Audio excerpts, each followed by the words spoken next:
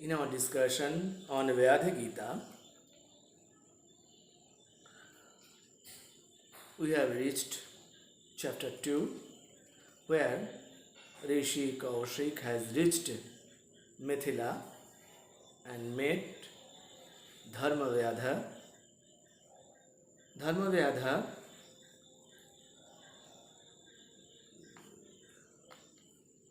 accepted Rishi Kaushik with a warm heart, took him to his home and served him yathavidhi, as the custom goes. Then they start with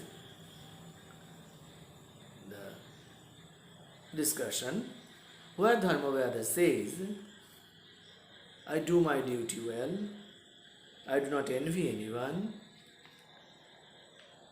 and I do not tell a lie, I serve my parents, so on and so forth.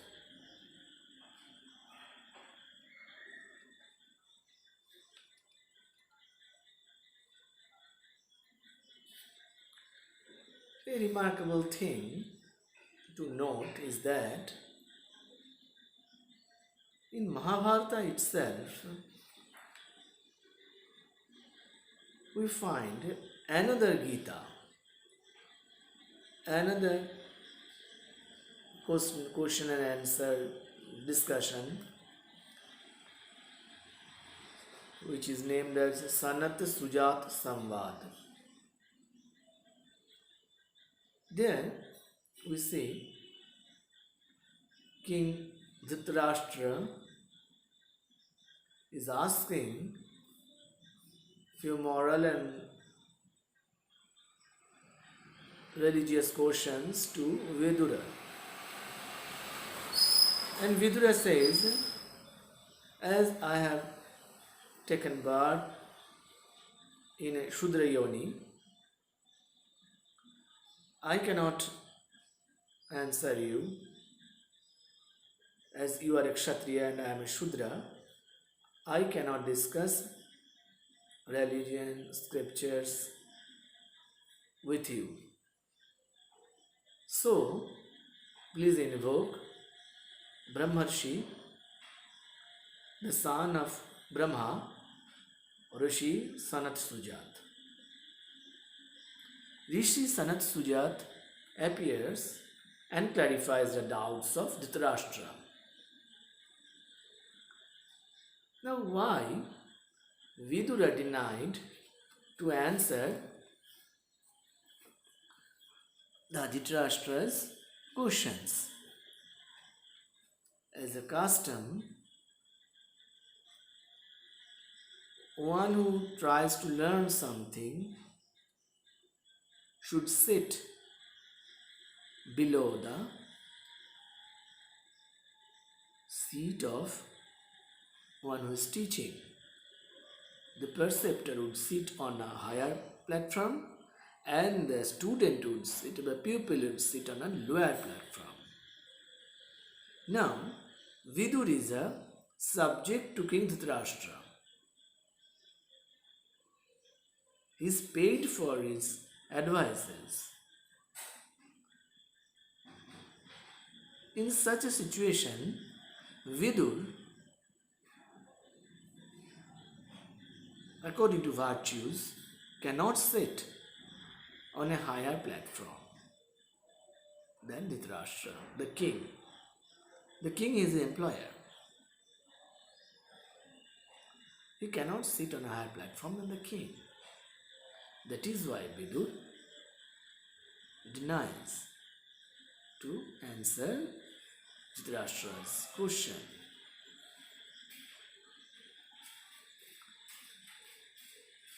In Dharmavyadha's case, the situation is quite different.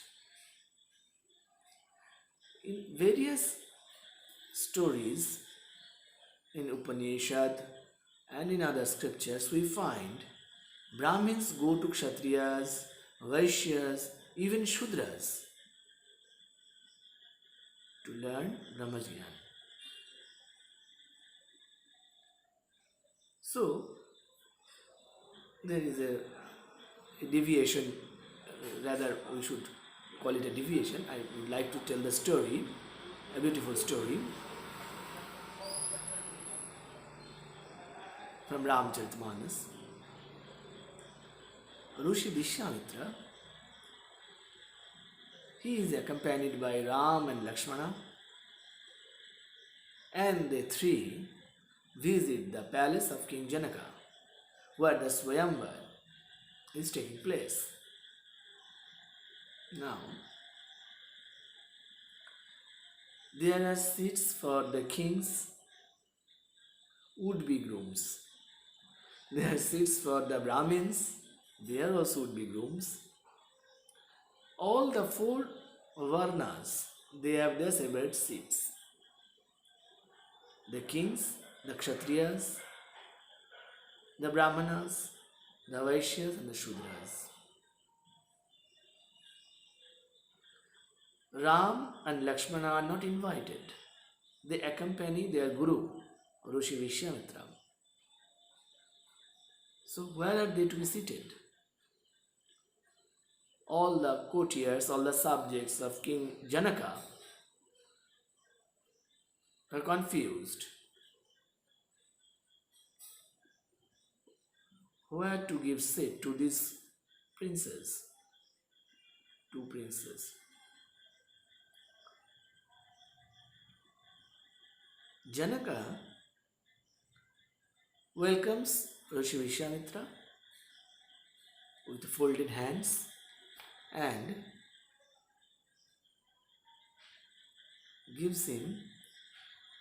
offers him a seat higher than the king, as he is the guru. The seat of the guru is higher than anyone else. He gives him the seat higher than the throne. Rishi Vishwamitra sits on the chair which Janaka offered him. And Ram and Lakshmana, they sit at the feet of Rishi Vishwamitra. Thus, automatically, Ram and Lakshmana is sitting above all others, even above the throne of King Janaka, as if all the courtiers and subjects and kings and everyone present in the court, though unaware of the situation, accept him Ram to be the superior of them all. This is a very beautiful story. And Tulsidas clarifies that if you take your seat, take your position at the feet of your guru, your preceptor, then you will be the most privileged one. You will be the most honored person in the anywhere where you go, or in the program, or in the audience, in the sabha, anyway. Now, we are telling about Vyadha. What Vyadha says is that, what echoing the slokas of Gita, Srimad Bhagavad Gita, he says, Kamakrodho vashe kritva dambham lova manarjana Kamakrodho vashe kritva dambham lova manarjavam dharmam ityeva santushtaste shishta shishta sammata. Anyone who disattests kama, krodha, ahamkara, loha and kutilta, crookedness, greediness, ego, anger and sensual pleasure. And they are contented. They are the Sishta,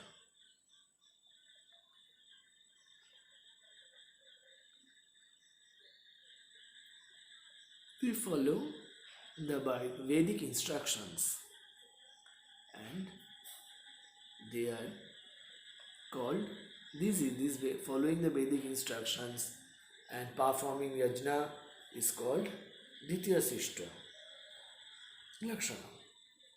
Then Guru Shushrushanam Satyam Krodho Danam cha Edet Chatushtang Brahman Sishta Charesu Nityadaha. You should always count Guru Sushrusha, serving a Guru, Satyabhasan, truthful, Krodh Parityag, to desert in anger, and Dhanam, to sacrifice. These four are among the special virtues, the best virtues.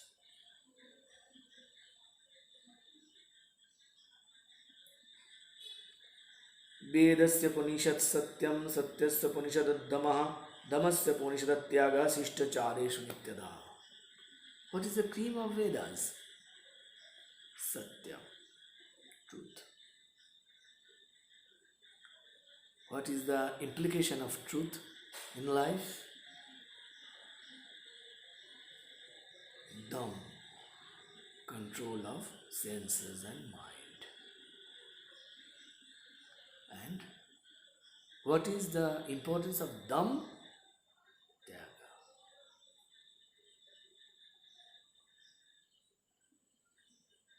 Renunciation. So, truthfulness, we can calculate it like this. Truthfulness comes from studying Vedas. You are studying Veda and you are not truthful. That is not the fruit of studying Veda. You are not studying properly. So Veda, studying of Vedas, realizing the slokas, mantras of Vedas, suktas, will bring you to truthfulness. Truthfulness will bring you to the control of senses, and that will bring you to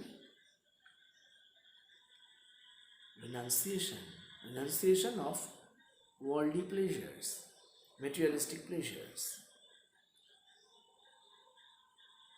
This is the ultimate advice of Vyadha. Then he goes on explaining the negative sides of the people.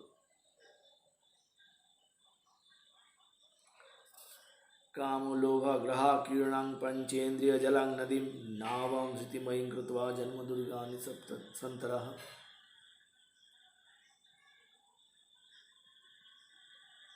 Taking yoga as your boat, you can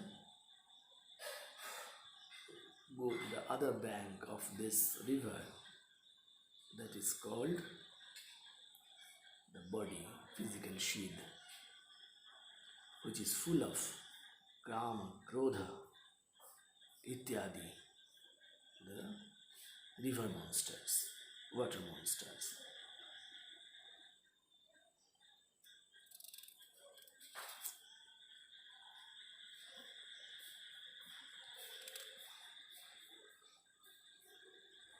Who are really religious people?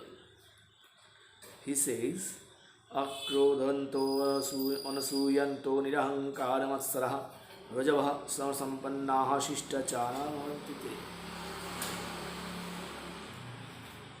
dukkheshu niradvigna manaha sukheshu vigataspriyaha vitaragabhakrodhaha sthitadimudavichyate. Same thing. You would not be possessed by anger, by wrath. You would not envy anyone. You would not be egoistic, vanity, full of pride and vanity. And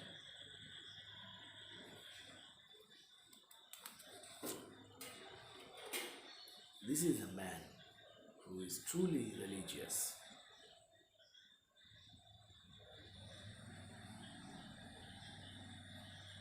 Again and again, he insists upon the necessity of controlling one's senses, controlling one's mind, controlling one's anger, ego, vanity, pride, envy, all this.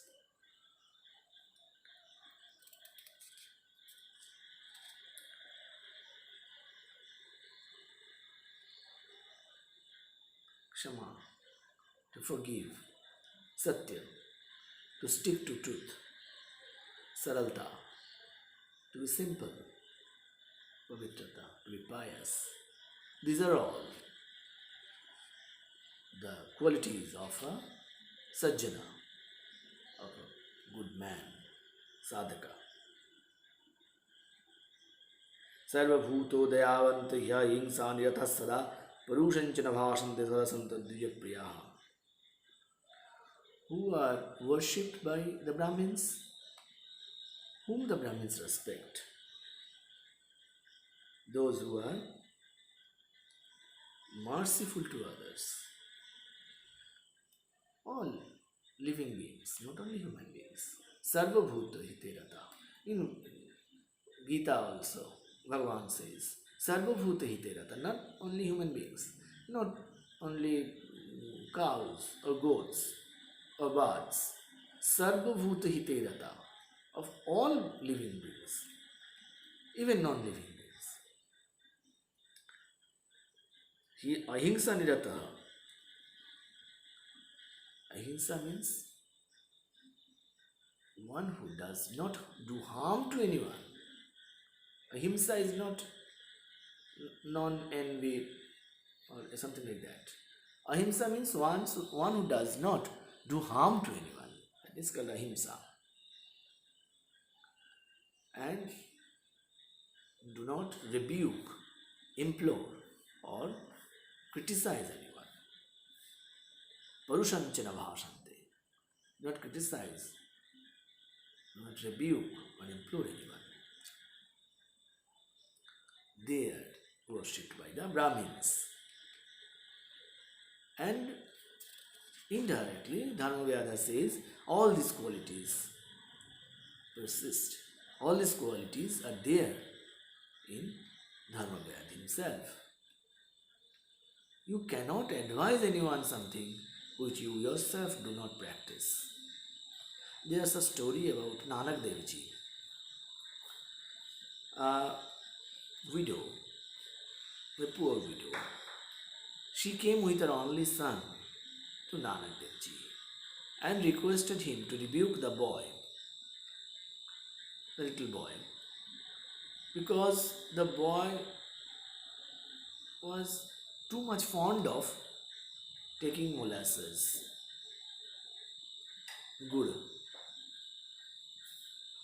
the sugar candy, mishri. Nanak Dev Ji asked the lady, requested the lady to come after 7 days. The lady thought that all through these 7 days, Nanak Dev Ji would do some prayer or something, some kind of kriyas to transform his child from eating too much of sugar candies and molasses. After 7 days, she came again.